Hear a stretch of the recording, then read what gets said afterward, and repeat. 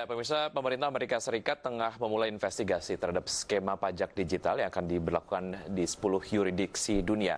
Langkah ini dilakukan guna melindungi pelaku bisnis dan pekerja dari berbagai bentuk diskriminasi di sektor perpajakan.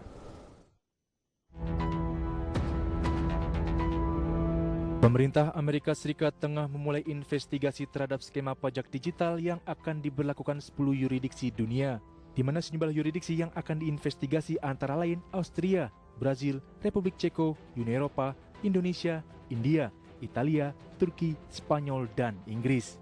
Perwakilan dagang Amerika Serikat Robert Rexter mengatakan bahwa investigasi ini untuk membuktikan dugaan skema pajak digital sebagai bentuk ketidakadilan terhadap perusahaan raksasa teknologi yang sebagian besar berada di wilayah negeri Paman Sam. Selain itu, pihak Washington juga berkomitmen untuk melakukan segala upaya guna melindungi para pelaku bisnis dan pekerja dari segala bentuk diskriminasi di sektor perpajakan, di mana investigasi ini merupakan langkah awal Gedung Putih untuk menekan tarif impor atau pembalasan perdagangan lain. Sebelumnya, pejabat setempat telah meminta tanggapan dari para yurisdiksi tentang skema pajak digital yang harus diserahkan pada 15 Juli 2020. Setelah sebelumnya Amerika melayangkan ancaman retaliasi saat Prancis berencana akan kenakan pajak penjualan digital dengan tarif 3%. Berbagai sumber untuk IDX Channel.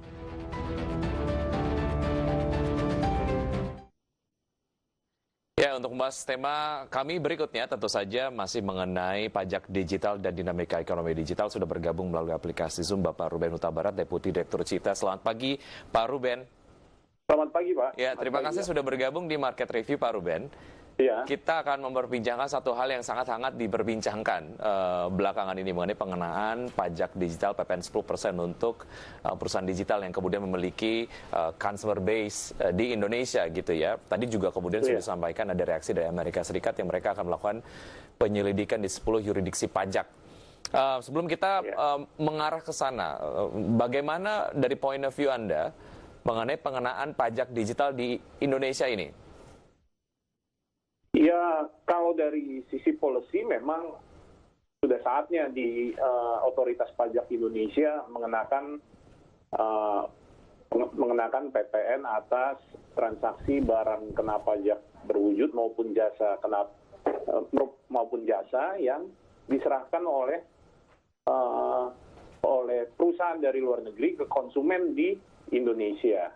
Karena apa? Itu akan meratakan tingkat kompetisi yang dihadapi juga oleh pengusaha lokal yang mempunyai kewajiban memungut PPN. Anda bisa bayangkan kalau misalnya ini tidak dikenakan, ada satu pihak yang harus memungut PPN kepada konsumennya, ada pihak lain yang bisa berdagang, bertransaksi tapi tidak dikenakan PPN-nya. Ada tidak sama level of playing field-nya. Seperti itu. Baik. Jadi memang sudah saatnya dan memang urgent untuk dikenakan. Baik, karena secara potensi juga ini sangat besar dan secara fairness juga ini akan memberikan rasa keberadilan untuk pemain-pemain digital lainnya yang memang sudah existed di Indonesia dan punya kantor perwakilan di sini gitu. Iya. Tadi yang sempat dibahas. Baik, sempat dibahas adalah mengenai PPN dan juga PPH yang kemudian Amerika Serikat agak kontra dah mengenai pajak penghasilan gitu ya. Nah ini yang sebetulnya mereka akan coba betul-betul kejar. Sebetulnya secara otoritas gitu, seberapa otoritatifkah kemudian Indonesia untuk bisa mengenakan pajak digital kepada perusahaan-perusahaan digital. Artinya ini kita bicara spesifik beralih terlebih dahulu ke PPH ya, Pak Ruben. Menurut Anda seperti apa? Sejauh mana kemudian akhirnya Indonesia jika menerapkan kebijakan ini secara mandatori, ya mau tidak mau perusahaan yang asalnya dari manapun, apakah itu dari Amerika ataupun dari negara manapun, harus comply dengan peraturan ini.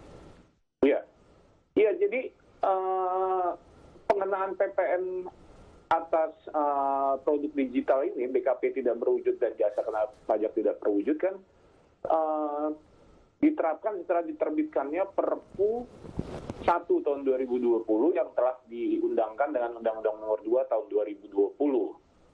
Kenapa seperti itu? Karena tanpa adanya undang-undang baru yang menetapkan bahwa perusahaan di luar negeri itu bisa dikenakan kewajiban pemungutan pajak, berarti hanya berdasarkan undang-undang PPN. Sementara kalau hanya berdasarkan undang-undang PPN, entitas di luar negeri ini tidak bisa ditetapkan sebagai subjek pajak.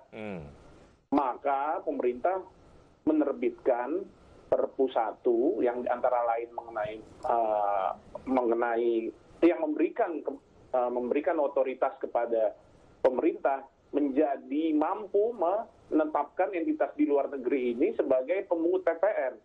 Begitu. Yang akan dikenakan kepada masyarakat sebetulnya sebagai konsumen. Iya, yang menanggung beban pajak ini memang pada akhirnya konsumen. Masyarakat. Tapi dengan kalau hanya mengandalkan undang-undang PPN, entitas luar negeri ini tidak bisa ditunjuk sebagai pemungut. Makanya pemerintah mengaturnya di dalam Perpu. Karena ketiadaan ketiadaan itu di undang-undang PPN yang ada. Ya. Dan mengenai pengenaan pajak digital ini dalam hal PPH gitu ya, ataupun pajak penghasilan sedang menunggu kesepakatan global. Karena negara lain juga sebetulnya mereka lagi kebingungan juga bagaimana sebetulnya menerapkan pajak digital kepada perusahaan-perusahaan yang memang tidak memiliki kantor representatif di negara-negaranya ini. Oke, baik, kita akan lanjutkan usai jeda berikut ini, Pak Ruben, dan pemirsa tetap di Market Review. Usai jeda kami akan segera kembali.